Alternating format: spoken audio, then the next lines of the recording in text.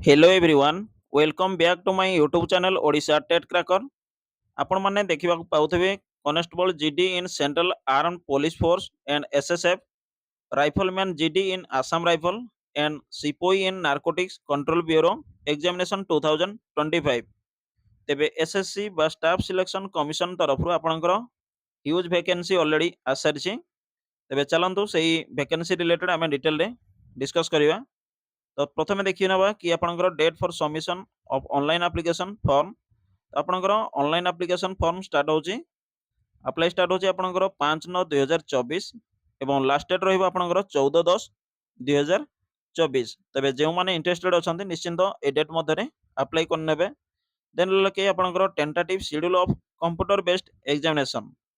तो CBT mode रे आपनकर एग्जाम कंडक्ट रहइबो एवं टेंटेटिव जदि डेट देखिबे ताले आपनकर टेंटेटिव मंथ एटे आपनकर मेंशन अछि जाकि जनवरी मासरु आरंभ करिक आपनकर फेब्रुआरी मास मध्यरे अछि 2025। देन रहला कि डिटेल जदि देखिबा ताले आपनकर कंप्यूटर बेस्ड एग्जामिनेशन हबो प्रथमे जानिले एवं computer based examination will be conducted by the commission in English, Hindi and in 13 regional language। Hindi English सहित आपनकर 13टी रीजनल लैंग्वेज रे आपनकर एग्जाम कंडक्ट हबो। तो जो देखिए आसामी, बेंगली, गुजराती, कन्नड़, कोंकणी, मलयालम, मणिपुर, मराठी, ओडिया, पंजाबी, तमिल, तेलुगु एंड आपनकर उर्दू। तो एमिति टोटल 13 रीजनल लैंग्वेज रे आपनकर एग्जाम रे देखिबा को पाइबे। देन आमे देखिबा कि आपनकर फिजिकल स्टैंडर्ड टेस्ट अछि, फिजिकल एफिशिएंसी टेस्ट अछि, ता सहित डिटेल मेडिकल एग्जामिनेशन अछि आपनकर। तो एसबु आपण माने एसएससी ऑफिशियल साइट विजिट करिक आपण माने निजे रीड करि परिबे। देन रहला कि आपनकर पे स्केल कोन अछि जो देखिबा ताले आपनकर 18,000 रु आपनकर 56,900 for the post of sepoy in NCB and pay level जदि आपण देखिबे 21,700 रु आपनकर 69,100 फॉर ऑल अदर पोस्ट। तो डिटेल रे चलंतु से वैकेंसी को हमें देखि नबा। तो बीएसएफ अच्छी आपनकर CISF, CRPF, SSF, SSB, ITBP, AR, SSF, NCB. तो कैटेगरी वाइज आपनकर वैकेंसी अच्छी, आपण माने जे कैटेगरी बिलोंग्स करथे तो देखि नेबे। तो SC category, ST, OBC, EWS, economical weaker section, un reserve. तो एमती टोटल आपनकर वैकेंसी अच्छी एवं एठी आपनकर मेल एठी आपनकर फीमेल अच्छी। तो टोटाली जदि देखिबे ताले आपनकर 39,481 वैकेंसी आछि एवं सेथि मधुर जदि देखिबे ताले आपनकर मेल रे आपनकर आछि 35,612 एवं आपनकर फीमेल रे आपनकर अछि 3,869 टी वैकेंसी। ए वैकेंसी आपनकर ऑल इंडिया बेसिस रे वैकेंसी अछि। देन देखिनबा कि आपनकर इम्पोर्टेंट आउ कोन अछि ना एज लिमिट। तो जब देखिए ताले आपनकर एज रहिबो 18 नु 23 वर्ष मध्य रहिबो एवं जाकी एठी मेंशन अछि कैंडिडेट्स born not before जाकी डेट ऑफ बर्थ 2/1/2002 पूर्व डेट ऑफ बर्थ नथिबो एवं लाटर दान 1/1/2007 एवं 1/1/2007 परे होई नथिबा आवश्यक। एवं रिलैक्सेशन मध्य अछि जदि आपण एससी किंबा एसटी कैटेगरी बिलोंग्स करथिबे ताले आपनकर एज रिलैक्सेशन मध्य अछि देखि पारछंती आपण माने 5 वर्ष अछि।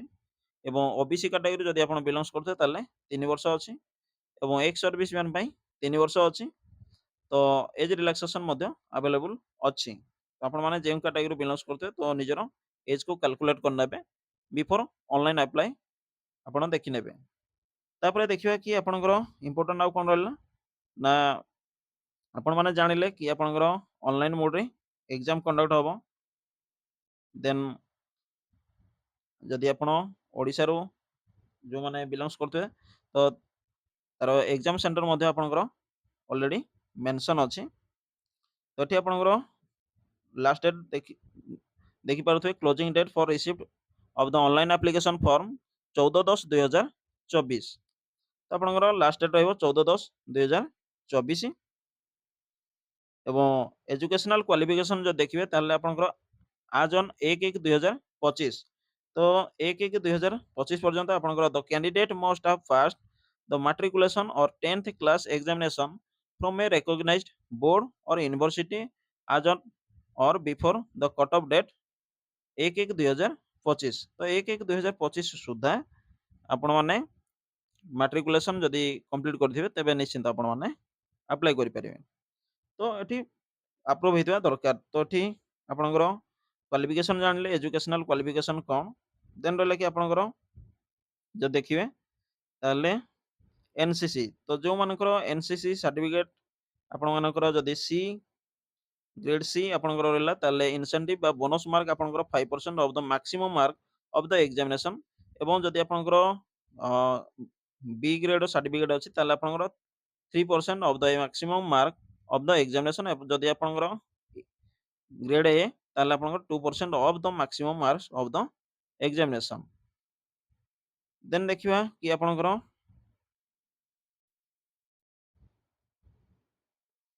हाउ टू अप्लाई तो कंप्लीटली आपण माने ऑनलाइन रे अप्लाई करिवे ऑफिशियली साइट विजिट करिकि एवं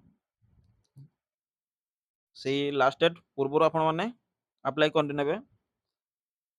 तो एठी मेंशन अछि आपनकर किपरि अप्लाई करिवे एवं जे सब इंपोर्टेंट डॉक्यूमेंट गुडा को आपनकर रिक्वायर्ड अछि तो से गुडी को आपण माने सठिक भाबे फिल अप करिवे देन रहला कि आपनकर एप्लिकेशन फी पेएबल 100 रुपीस आपण मानकु 100 रुपीस पे करिया पड़िवो एवं women candidates and candidates belonging to scheduled caste जदि आपण एससी शेड्यूल ट्राइब जहाँकि ST and ex service man eligible for reservation तो एठी आपनकर expended off from payment of fee तो एठी आपनकर मेंशन अछि ता सहित जदि आपण देखिबे fee can be paid online through भीम यूपीआई आपण भीम यूपीआई नेट बैंकिंग हल्ला कि आपनकर by using visa master card तो ए माध्यम रे आपण माने ऑनलाइन पेमेंट करि परिबे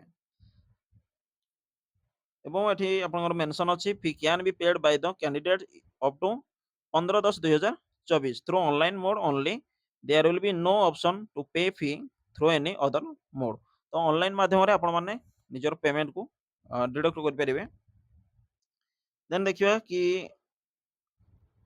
इंपोर्टेंट आउ कोन रहिछि आपण माने ऑफिशियल साइट विजिट करिकि मध्य देखि परिबे एवं सबटर इंपोर्टेंट रहिला कि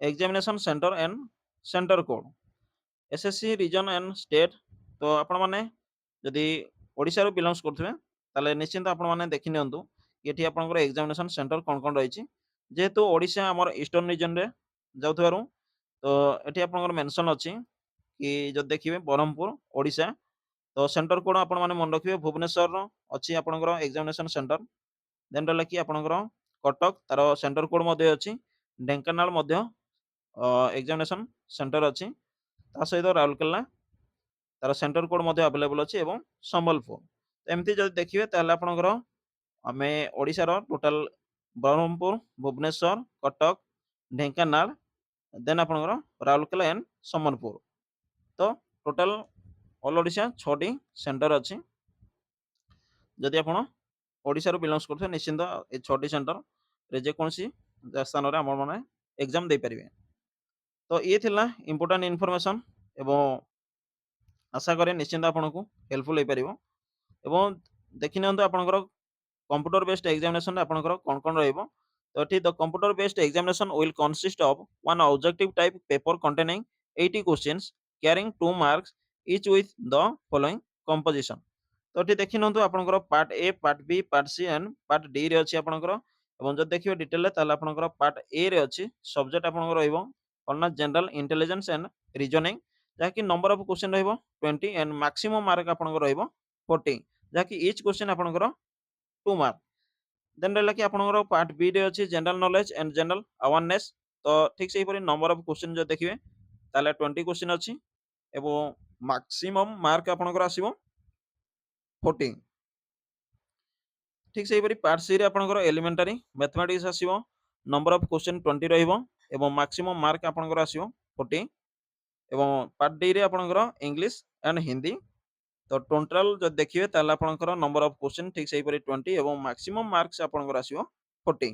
तो टोटल ड्यूरेशन टाइम अलाउड आपणको पई रहइबो 60 मिनिट्स बा 1 आवर आपण मानकर पई रहइबो। एवं एठी आपणकर भी मेंशन अछि all the question will be of objective multiple choice type. The computer based examination will be conducted in English, Hindi and 13 regional language ଯାହାକି ପୂର୍ବରୁ ଆମେ ଅଲରେଡି ଡିସ୍କସ୍ କରିସାରିଛନ୍ତି ଏବଂ ଓଡ଼ିଆରେ ମଧ୍ୟ ଆପଣଙ୍କର क्वेश्चन ଆସିବ। Then ରହିଲା କି there will be a negative marking of 0.25 marks for each wrong answer. Candidate are be therefore advised to keep this in mind while answering the question ଏବଂ ଆପଣ ମାନେ ନିଜ ମାଇଣ୍ଡରେ ରଖିବେ କି 0.25 ମାଇନସ୍ ମାର୍କିଂ ଅଛି ବା ନେଗେଟିଭ ମାର୍କିଂ ଅଛି।